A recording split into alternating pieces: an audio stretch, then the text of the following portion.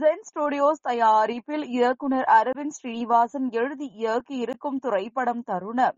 இந்த படத்துல கிஷன் தாஸ், ஸ்மிருதி வெங்கட், ராஜ் ஐயப்பன், பாலசரவணன் மற்றும் பலர் நடித்திருக்காங்க. தருணம் படத்தினுடைய ப்ரீ ரிலீஸ் ஈவென்ட் சமீபத்துல நடந்திருக்கு.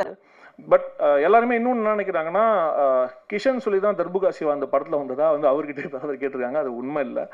ஏன்னா இந்த படத்தில் டிஓபிக்கு அப்புறம் நம்ம சைன் பண்ணது தர்புகா சிவா சார்.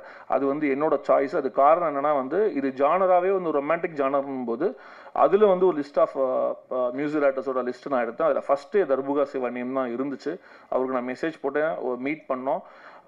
அவருன்னா ரொம்ப பிக்கி, அதனால தான் அவர் நிறைய படங்கள் பண்ணுறதில்ல. அப்போ அவர் லைனாக கேட்டு இன்ட்ரெஸ்டிங் அப்படின்னாரு. நான் ஒரு ஹாப்பி ஆகிறதுக்குள்ளே சொல்லிட்டாரு, இல்லை நான் இன்ட்ரெஸ்டிங் சொன்னதுனால நான் பண்ணுறேன்னு நினைக்காதீங்க, நான் பவுண்ட் படிக்கணும், படிச்சுட்டு ஓகேனா நான் பண்ணுறேன் அப்படின்னாரு. ஸோ பவுண்ட் அனுப்பிட்டு ஒரு 4-5 days வெயிட் பண்ணோம். தென் ஹி செட் ரொம்ப எக்ஸைட்டிங்காக இருக்குது, வி கேன் டூ அப்படின்னு சொன்னார். ஸோ அப்படி தான் தர்புகா சிவா வந்தார். சினிமாவோகிராஃபர் அவரோட ரோலுமே சொல்லி ஆகணும். நீங்கள் விஷுவல்ஸ் எல்லாமே பார்த்துருப்பீங்க, ராஜா பட்டாச்சாரின்னு சொல்லிட்டு. நான் இங்கே நிறைய பேர் என்னோட ஃபர்ஸ்ட் ஷார்ட் ஃபிலிம் பார்த்துருப்பீங்க, நாளைக்கு கொண்டு அதோட டிஓபியுமே அவர் தான். ஆக்சுவலி என்னோட ஃபர்ஸ்ட் ஃபிலிமே அவர் தான் பண்ணியிருக்கணும். பட் என்னோட ஃபர்ஸ்ட் ஃபிலிம் கோ ப்ரொடியூசரே டிஓபி அப்படின்றதுனால அவர் என்ன சொன்னார், நான் பண்ணுறேன்னாரு. ஸோ சீனியர் சினிமாட்டோகிராஃபர்ன்றனால என்னால் நோ சொல்ல முடியல. ஸோ அப்போ இந்த படம் டிசைட் பண்ண உடனே நான் அவர் அவைலபிலிட்டி செக் பண்ணேன். ஏன்னா அதுக்குள்ளே அவர் பிஸி ஆகிட்டார். பிரேமா காதல், இடியட் இந்த மாதிரி படங்கள் பண்ணிட்டேன். ஸோ நான் கால் பண்ணி சார் இப்படி ஒரு ப்ராஜெக்ட் இருக்குது, நீங்கள் இன்ட்ரெஸ்ட்னா நம்ம மீட் பண்ணோம். அந்த மூமெண்ட்லேருந்து அவர் இந்த ப்ராஜெக்ட்குள்ளே வந்தார். நான் ஃபர்ஸ்ட் ப்ராஜெக்ட்லேருந்து ரீடைன் பண்ணது அப்படின்னு பார்த்தீங்கன்னா எடிட்டர் சித்தார்த் தான். ஏன்னா எடிட்டர் எனக்கும் சித்தார்த்துக்கு சிங்க் அப்படி இருக்கும், சண்டையும் அப்படி இருக்கும். பர்சனலாக ஒன்றும் கிடையாது.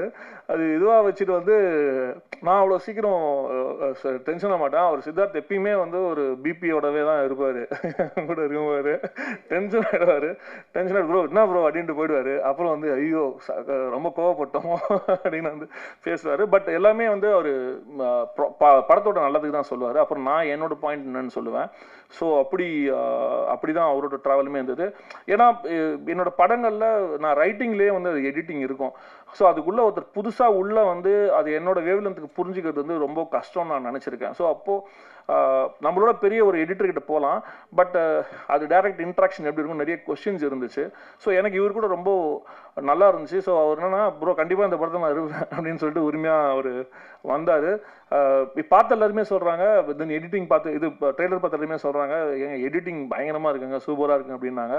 ஸோ எங்களோட அந்த கூட்டணி தொடர்ந்துகிட்டே இருக்குது.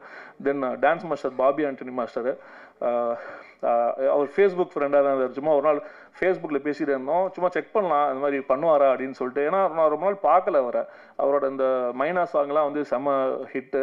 ஸோ அப்படி இருக்கும்போது மீட் பண்ணலாம் மாஸ்டர்னா மீட் பண்ணோம். மாஸ்டர் இந்த மாதிரி தான் சாங் இருக்குது அப்படின்னு சொல்லிட்டு எல்லாருக்கும் சொல்லிட்டு நான் என்ன சொல்லுவேன்னா, ஆனால் இவ்வளோ நாள் தான் கொடுப்பேன் அப்படின்னு ஒன்று சொல்லுவேன். எல்லாம் டென்ஷன் ஆகிறத சொல்லுவாங்க, ப்ரோ என்ன இப்படி இருக்குது, இவ்வளோ தான் கொடுப்பேன்றீங்களா, எல்லாம் மாஸ்டர் பண்ணலாம் வாங்க அப்படின்னு சொல்லிட்டு பண்ணோம். ஐ திங்க் சாங் தான் லாஸ்ட்டாக ஷூட் பண்ணோம் அந்த படத்தில். பட் நான் என்ன கேட்டனோ அந்த டிமாண்ட் அது சூப்பராக பண்ணியிருக்காரு. Thanks master. Then stunt Don அசோக்னு ஒன்று பண்ணியிருக்காரு. இதில் என்ன ஒரு சேலஞ்சுனா இதில் கிஷன் ஒரு சிஆர்பிஎஃப் போலீஸ் ஆஃபீஸராக பண்ணியிருக்காரு. ஸோ அப்போ அவருக்கு இருக்கிற ஒரு ஃபைட் ரொம்ப ப்ரொஃபஷனலாக ஒரு ஃபைட், ஒரு ஆப்ரேஷன் மாதிரி ஒன்று இருக்கும். இன்னொரு ஃபைட் ரொம்ப வேகான ஃபைட்டாக இருக்கும். ஒரு லோக்கலாக இருக்கிறவங்க கூட ஒரு ப்ரொஃபஷனலாக இருக்கிறவங்க சண்டை போட்டால் யூஸ்வலாக படத்தில் இந்த லிபர்ட்டின்னு சொல்லி அதை உடச்சிருவாங்க. ஹீரோவுமே ஒரு மாதிரி லோக்கலாக இறங்கி சண்டை போட்டுவார்.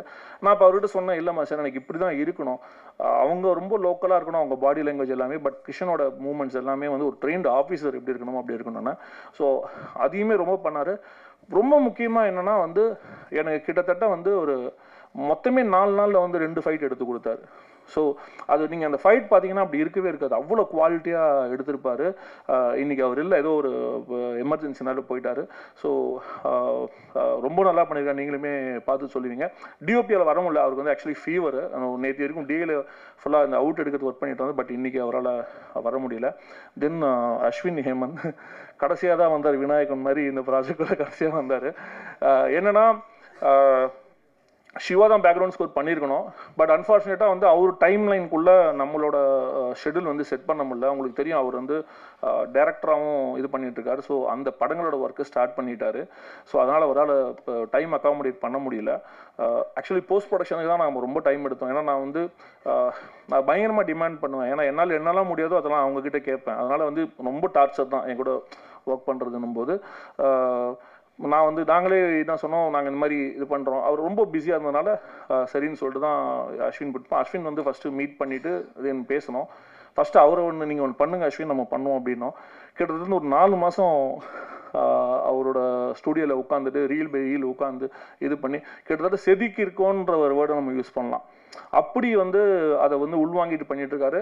அவர் ஒன்ஸ் நான் என்ன எதிர்பார்க்குறேன்னு தெரிஞ்சப்புறம் அவர் வாலண்டியராக வந்து கரெக்ஷன்ஸ் வந்து ஃபைனல் பார்த்துட்டு இல்லை இங்கே இந்த மாதிரி ஒன்று பண்ணலாம் சார், நான் இருங்க நான் அதை மாற்றி நான் பேட்ச் பண்ணி அனுப்புகிறேன்னு சொல்லிட்டு ஈவன் இப்போ இந்த ட்ரெய்லருக்கு கூட அதை பண்ணியிருக்காரு. அவர் லாஸ்ட் மினிட் வரைக்கும் ஒரு விஷயம் ஒன்று பண்ணியிருக்காரு. So Ashwin, you have a very bright future.